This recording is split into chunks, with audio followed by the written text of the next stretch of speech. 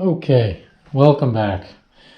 Haven't really posted in a while. We've got some stuff going on. I got a lot of the Ford truck parts here from the build that we're working on. Some of them I already treated with some chemicals, and they came out pretty good. They've been sitting for I think like 2 weeks now. Just wanted to see how well it went with just primer on it before I actually painted it, and it's holding up pretty good. It's got a little bit of rust coming through right on that little nub there, but nothing crazy. It's basically just some phosphoric acid for cleaning concrete. That stuff right there. So we wire wheeled everything, cleaned it all up, basically to this consistency. Sprayed it, rinsed it off, sprayed it, wire brushed it while it was on there. And it did a pretty good job, so we're going to keep plugging away at it.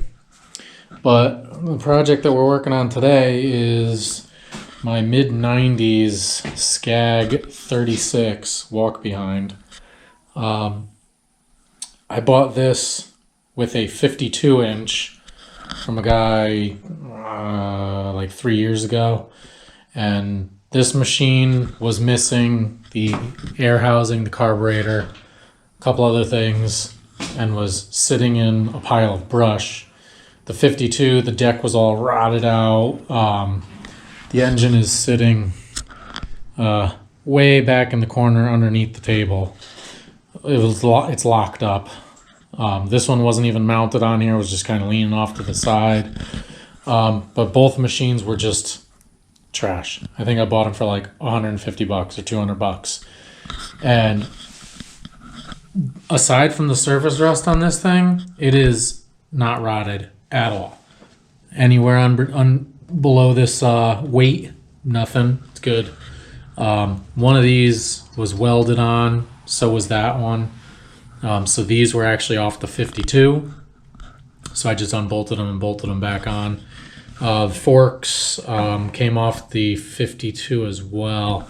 This one's a little bent because it rubs on the tire. This used to have the air fronts. I put the solids on it. The aftermarkets, they were cheaper. I cobbled it together. I took the spindles off the 52 because these two were missing. Put them on there. I bought an aftermarket carb, did a couple other things, sent it to work. It's worked pretty well for me for the last 2 years, 3 years, whatever. Runs good. It barely burns any oil. And I've only done one oil change on it. I did an oil change when I first put it together and first fired it up. And I haven't changed the oil since, and you can see what color that is. Light brown, beautiful. It's like brand new. So I really think this mower has very little hours on it. It's got the original grips on it. And usually what you see these handles really flopping around real bad on worn out ones, or these really worn out, and they're not. They're actually in really good shape. So I think it's a pretty low hour unit. I put an aftermarket gas gauge on it, but the one that I had ordered is too short, so I need to order a longer one. And last year, my guy went out to cut with this out of the pickup. We picked up a new client, and it was real tough access. They were doing construction on the street, and he dropped it right out of the bed of the truck. Bent up the handlebars. That's why this is split wide open. And I kind of hit it with a hammer to straighten it out. And I don't know if you can really tell, but this tire is leaning in. This one's not. So the axle is bent. There's not much I can do about it. I do have the old axle from the 52, but it's a wider stance, so I can't just slam it on there. So I gotta try and figure something out, because these right hand brakes they grab on one spot and not on the other. So I gotta pop this off and see what's going on with that. And he said the transmission was slipping. Once we got it back to the shop, I straightened the handlebars and we finished the season with it. And transmission was slipping. I think it might be the belt, but I don't know. So I grabbed my spare transmission from the 52, which, as you can see, this is wider because these shafts are wider, but they pretty much just come right apart on this slip joint. And the transmission just has a little stub shaft that hangs out about halfway here. Same thing over here. So worst comes to worst, I have a spare that I can just drop on there, hope for the best.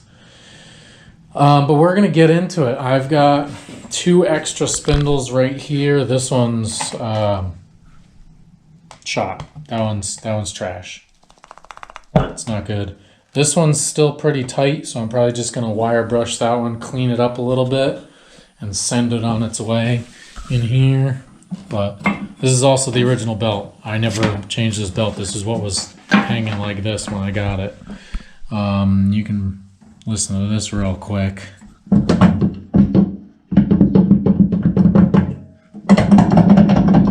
Yeah, they're worn out. This one's not as bad, but I don't know if you can see it in there. That whole bearing housing, that whole bearing inside there is moving.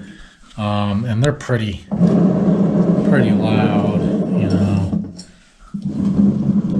This one's louder, but I got a bag of bearings over there so I can rebuild these.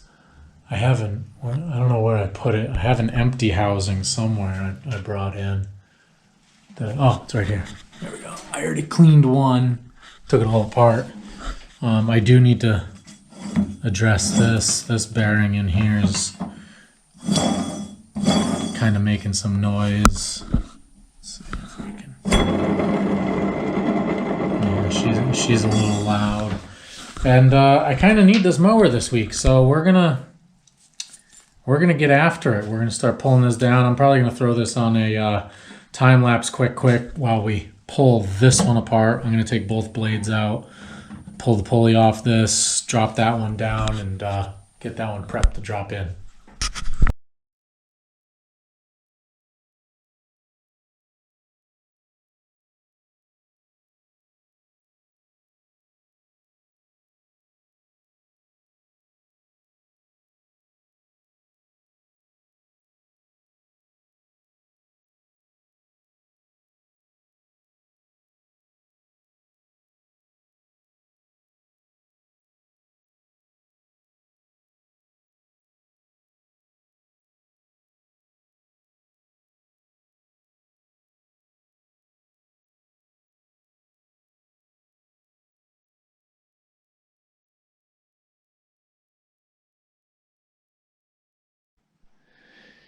All right, I'm gonna try and break this down as quickly as possible. I haven't done one in a while, but they're not terribly difficult. I'll try and clean up some of this grease on the bottom.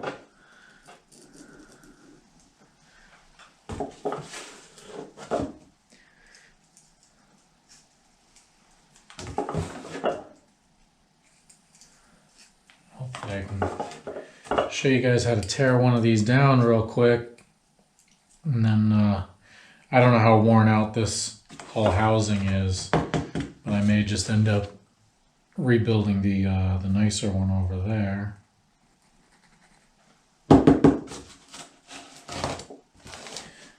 So you can see what's going on.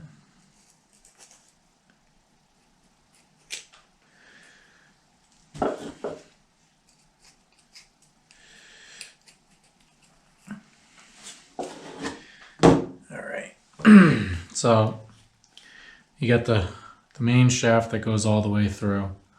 Then you have this small little inner clip right there that locks the shaft to the bearing. And then there's one down here as well, kind of tough to see, but you can see how much that flops around. That's pretty worn out. I mean, basically what we were doing, we were just pumping this thing full of grease so that it didn't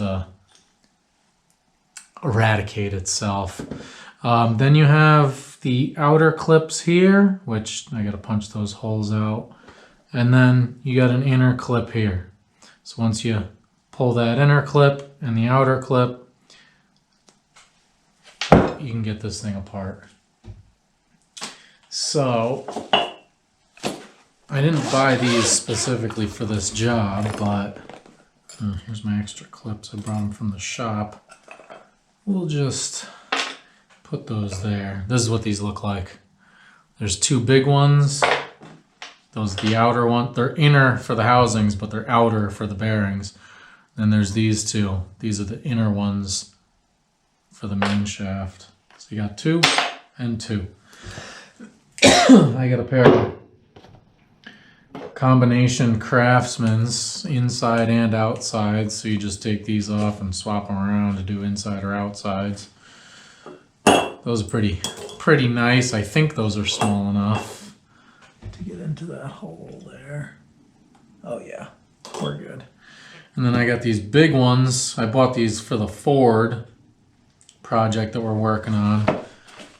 There's the part number if you want to get them. I think they were like 30 bucks or 40 bucks or something. I think these are big enough or small enough to do this job. Hopefully. We're gonna find out. Oh yeah, that'll work.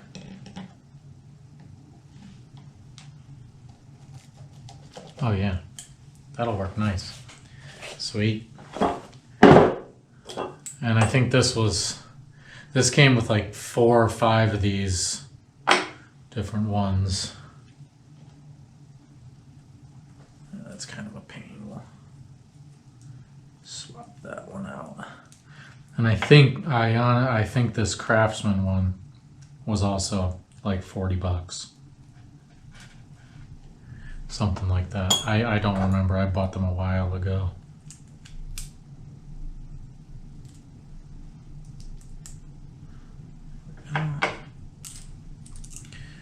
So you can have them on this position or you stick them onto the back, and you can have them the opposite way.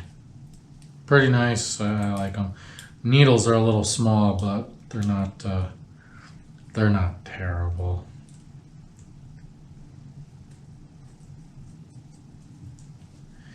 So let's see if we can.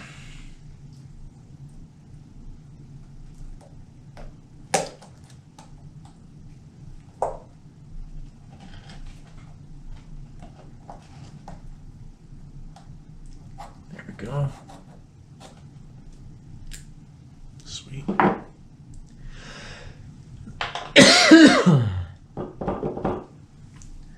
I don't remember if these are pressed on here or not. Where's these holes? Where are they?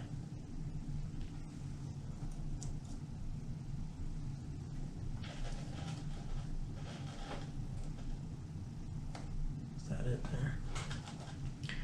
I honestly can't tell. It's so nasty.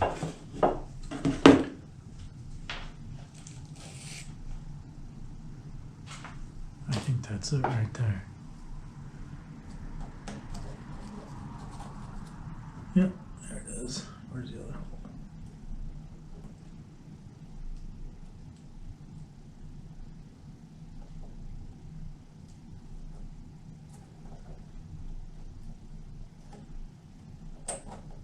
Come on. There we go.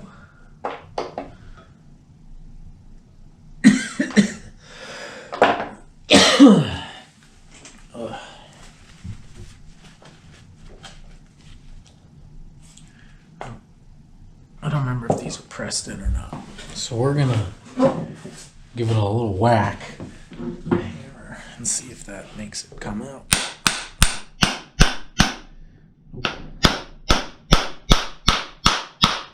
No, it's moving. It's probably really jammed up in there. And this bottom one has Like this top, you can see the actual bearing and probably the numbers. This has a plate along that whole thing there.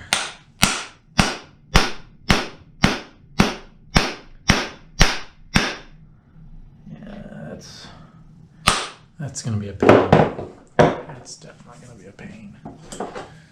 Let's see if we can pop these out.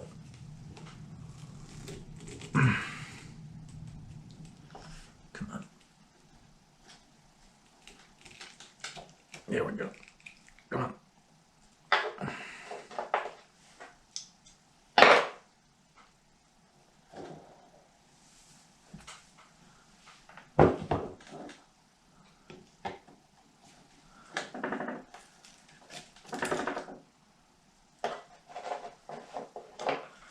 Boy, it makes it so much nicer having the right tools.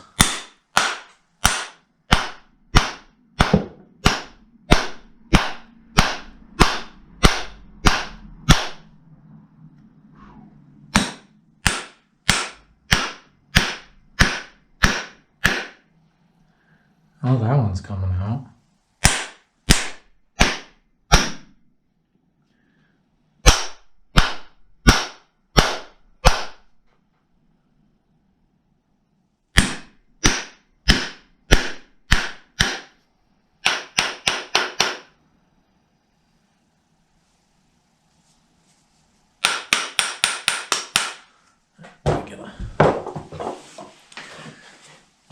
What size do I need? Let's try this one. That'll get it out. Like I said, it's been a while since I've done one of these, so we're gonna learn together. All right.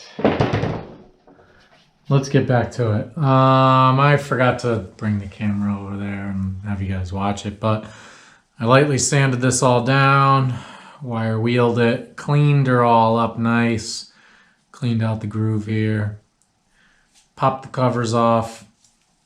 I drove this one on, put the first clip back in. I drove the plate out of the other one because this picture this other bearing on here on the bottom, and this goes over it like that to keep dirt, debris, crap, because this is exposed on the deck side. So we are going to get this in here, and then I'm going to put the top clip in, and then hopefully this bottom one goes in pretty easy. Because I couldn't, for some reason, it didn't want to go over the top because I think it's milled a little bit bigger. I don't have my my micrometer here, so I can't really measure it. But I drove it in from the bottom up, so.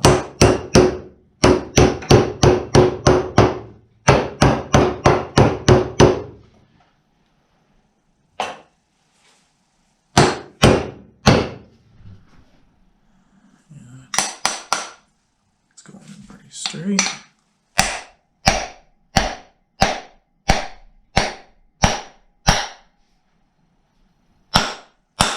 You know, it has a more solid sound. That means she's in.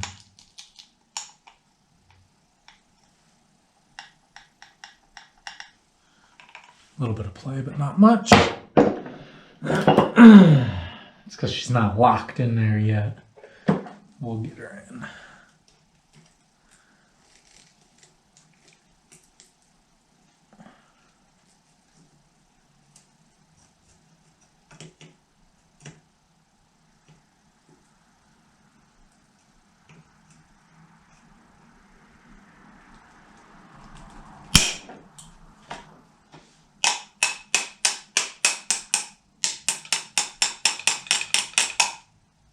Come on. Pop in there. Let's go. There we go. There we go. All right.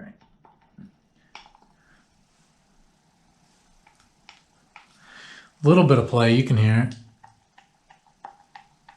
But it's also an old housing, it's not new, it is what it is. You know, you can only do so much. Oh man, we're getting crap in there. Well, that's no good.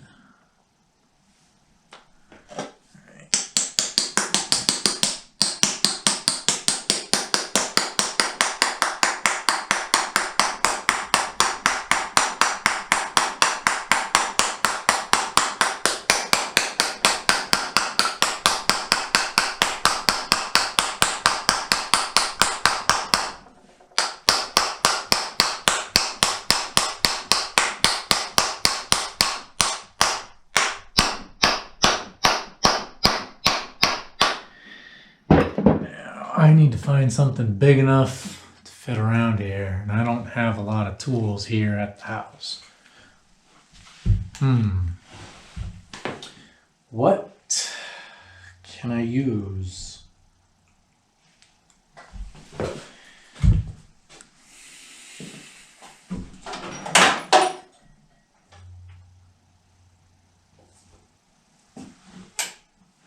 Suck bigger than that. No. Let's go with 11/16. Oh no, inch and 1/16. I'm sorry. We'll see if this will drive her home.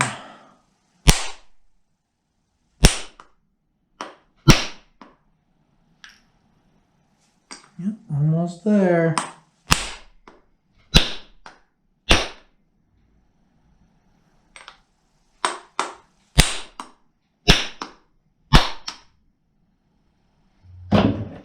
We're home. You can see how you got your groove here, and then you got a little bit of a space. That should be just enough room for that. And then the lock ring goes on top of it. But we got to sneak.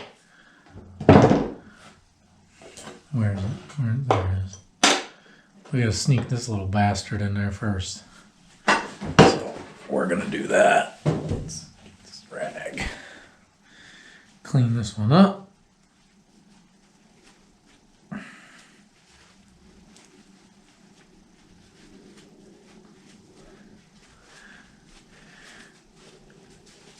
And then this can go back on. Now you can hear it. There's no more movement on that.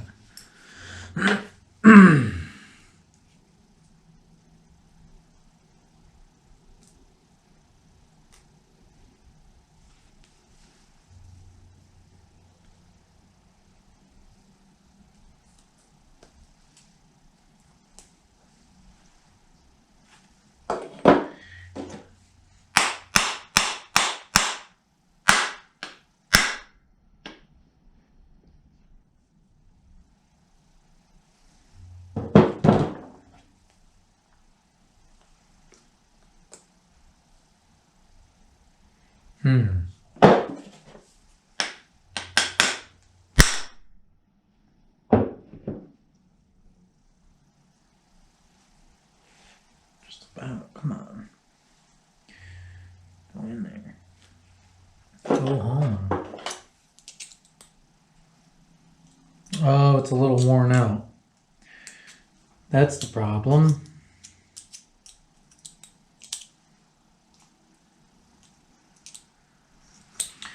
Let's see. I'm going to check to see if these are good, but I think those are shot. This has a little bit of a... doesn't sit in the groove too well. It kind of does. And I'm sure it'll be fine. But... yeah.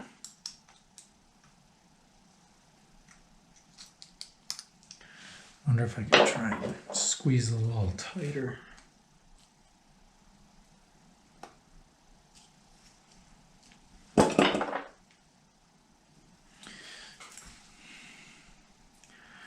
I don't know if you can see it, but right here, There's a little bit of flat spot, like on an angle.